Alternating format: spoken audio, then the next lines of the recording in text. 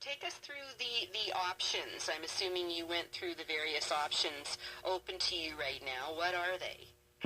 Well, essentially what we were focused on last night was making clear to administration, which is going to come back to us with a revised budget, that we are certainly very much against what the province has done. And there's a lot on the table. We have to reflect on mill rate increases. We have to reflect on how we're going to address service levels. And what we're going to see is a really public process come back to us in April, like it happened earlier this year, where everything's on the table. So there's a lot that we have to review, and really it's in administration's hands right now to come back to us with a course of action. Saskatoon is talking about legal action, seeking an injunction, stopping this. Was that discussed last night? It was not. I think what we did was we presented our position to administration, and again, I think all issues and options will be discussed, but that wasn't explicitly addressed by council last night. No. What are your thoughts on how Saskatoon is handling this? Well, I think they are in the same boat as us, and they certainly reviewed all the other options as well, and I'm certain that they're going to have to make some tough decisions when it comes to revising their budget as well. But I think really what we need to look at here is a united front between all of the urban municipalities. Saskatoon and Regina are certainly the economic engines of this province, and I think through SUMA we need to work together. So I'm hoping that in the future, very near future, we'll align our strategies and come up with a common game plan. Yeah, so take us through what this would translate into. I mean, if this did end up popping up on our property tax bills, what kind of property tax increases would we be looking at? Well, the number that's been floated is 4%, which is equivalent to what we've already seen, and that's if it's kind of across the board. One thing that I had asked was that we reflect on variable increases, so different property classes might see different numbers, but again, that's something we might discuss. How do you mean different property classes? Well, we have residential, commercial, industrial, and different sorts. So typically what happens in the past is each one actually receives the same increase. Would it be fair to have residential paying the same as commercial and vice versa?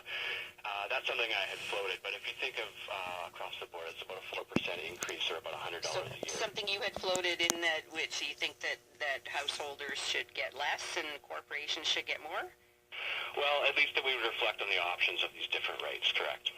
Is it inevitable that city services will be cut, do you believe? My position is it should not be, and I think the message from council was that that's not the position we should be put in. This is certainly the province's fault. We should not be inheriting their financial mismanagement. They have become over-reliant on resource revenue. They've said that, and what they're trying to do is just download the pain and their mistakes. We should not have to suffer, and if you listen to residents, by far, their biggest concern is over service levels, whether it's buses, roads, snow removal. People want that, and they want it improved. It would be totally irresponsible for us to think we could cut that. So this is a tough decision. People want civic services, and we should not have to cut that because of the province's decision. But then that does mean an inevitable big property tax increase, does it not? Because, assuming the province doesn't go back, and we don't have any reason to think the province will go back and review this, if you don't cut services, then doesn't that inevitably mean higher property taxes? That, and if we look at the core service review, which is being entertained by the city currently, is how can we do things better? So you're right, there will be tough decisions, but really what we hear from residents is we want service levels and we want them improved. So I think going forward, we want to see a budget that reflects that. Yes, there might be some tough decisions, but why should citizens in the city have to take a service cut because of the province? When I asked Mr. Fougere yesterday how much Regina has in reserves, he didn't have an answer at the ready. Do you have an answer to that question this morning?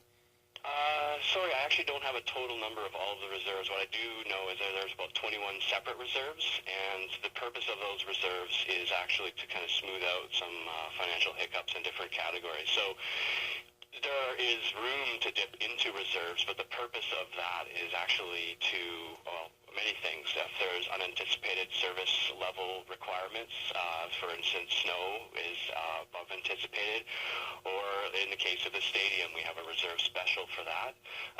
We also use those reserves for federal and provincial infrastructure matching funds, so that money is there for very particular purposes. It's not to smooth out overall operational deficits. So what do you make of Donna Harpower saying you guys are stockpiling money? You know, she used the $140 million in Saskatoon as an example. You've got a savings account, and you should be spending it when times are tough.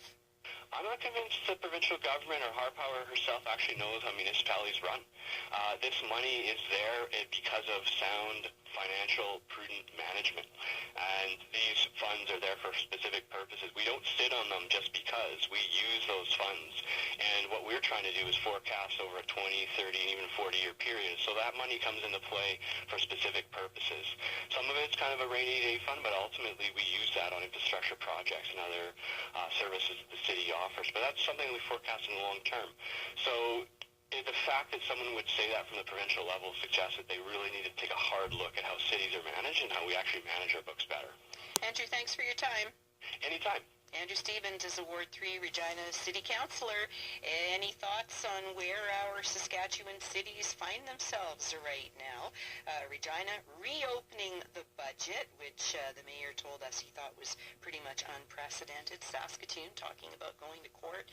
You can give us a call, 1-800-661-7540, or drop us a line, morning edition at cbc.ca. 21 minutes now past 7. It was 1994. Major